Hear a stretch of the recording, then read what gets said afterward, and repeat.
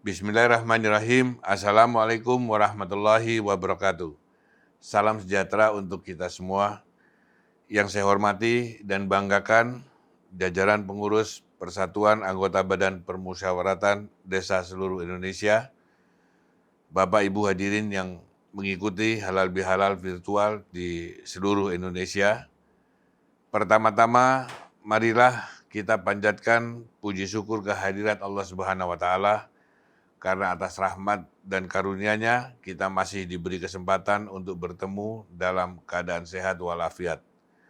Saya juga mengucapkan minal aidin wal faizin, mohon maaf lahir dan batin, kepada semua umat Islam yang merayakan Hari Raya Idul Fitri 1442 Hijriah, dan kepada umat Nasrani, saya mengucapkan selamat merayakan Hari Kenaikan Isa Al-Masih.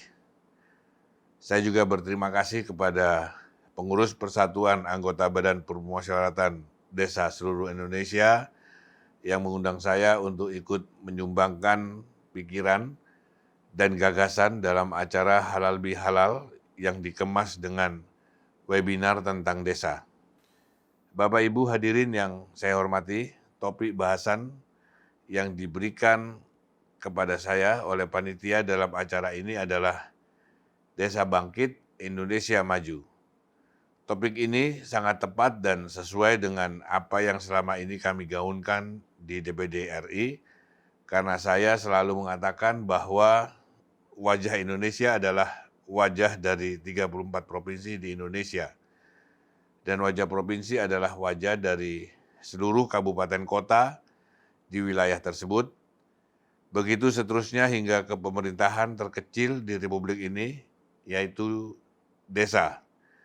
Saya juga seringkali menyampaikan dalam beberapa kesempatan bahwa desa harus menjadi kekuatan ekonomi, karena hal itu sejalan dengan program pembangunan yang sudah digariskan Presiden Joko Widodo, yaitu pembangunan Indonesia sentris. Artinya pembangunan merata, bukan lagi terfokus di Pulau Jawa. Karena itu pemerintah mengalokasikan dana desa yang cukup besar, bahkan diupayakan terus meningkat dari tahun ke tahun.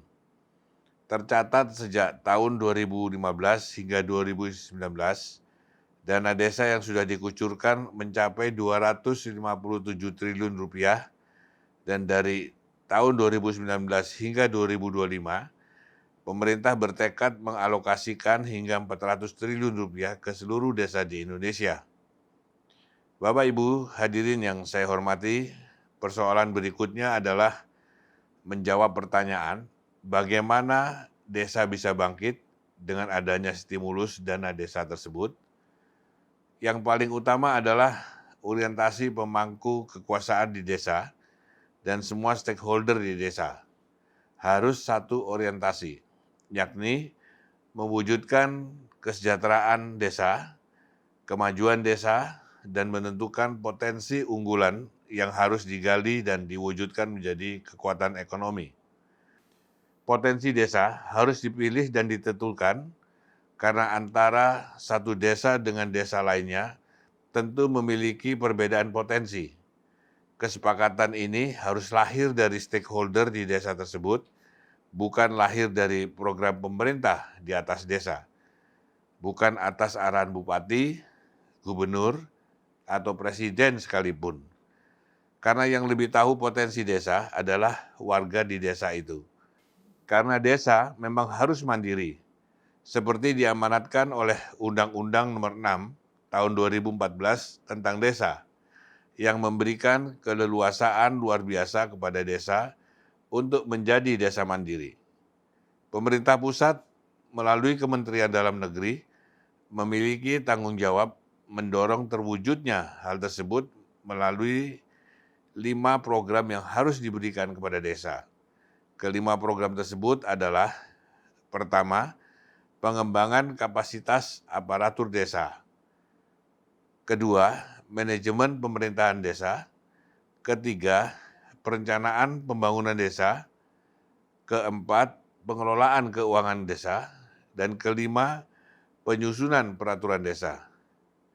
5 program tersebut harus diakses oleh desa di Kementerian Dalam Negeri karena hal itu menjadi amanat dari Undang-Undang Nomor 23 Tahun 2014 tentang pemerintahan daerah, di mana pasal 8 ayat 3 dan pasal 373 ayat 3 dikatakan bahwa pembinaan dan pengawasan penyelenggaraan urusan pemerintahan dan penyelenggaraan pemerintahan daerah secara nasional dikoordinasikan oleh Menteri Dalam Negeri.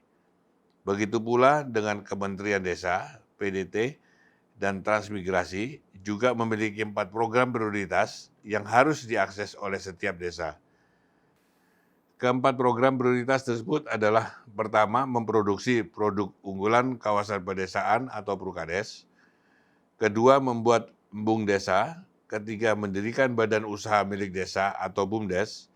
Dan keempat, membangun sarana olahraga desa.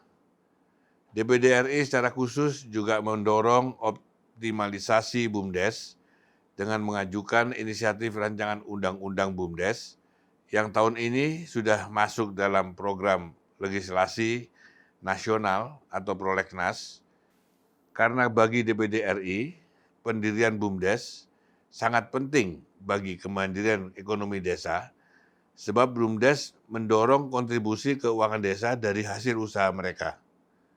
Misalkan saja ada satu proses produksi yang bisa dikelola BUMDes, hal itu tentu lebih baik daripada dikelola individual. BUMDes bisa melibatkan banyak orang dan mampu berkontribusi menambah pendapatan desa. BUMDes juga bisa memotong permainan para tengkulak yang memainkan harga pasar, karena selama ini petani dengan lahan kecil hanya memiliki akses pasar ke tengkulak. Apabila BUMDes mampu mengorganisir petani kecil dan menjual hasil pertanian atau perkebunannya langsung ke Bulog, pasti tengkulak tidak mampu memainkan harga dan petani kecil mendapatkan hasil penjualan yang lebih layak. Apabila BUMDes menjadi besar, tentu BUMDes berperan sebagai kekuatan ekonomi yang berbasis ekonomi kerakyatan. Kedepannya desa justru memberikan kontribusi dana ke negara dengan adanya pajak dari BUMDes yang sudah mapan. Desa tidak lagi meminta dana ke negara, dan pada akhirnya desa sebagai kekuatan ekonomi benar-benar terwujud, sehingga topik webinar hari ini, Desa Bangkit, Indonesia Maju, benar-benar terjadi. Akhir kata, mari kita berjuang tanpa lelah dengan bekerja keras dan bekerja ikhlas. Yakinlah, niat baik pasti akan menghasilkan sesuatu yang baik. Kiranya itu yang dapat saya sampaikan. Atas perhatian Bapak Ibu hadirin sekalian, saya ucapkan terima kasih. Wabillahi taufiq wal hidayah. Wassalamualaikum warahmatullahi wabarakatuh.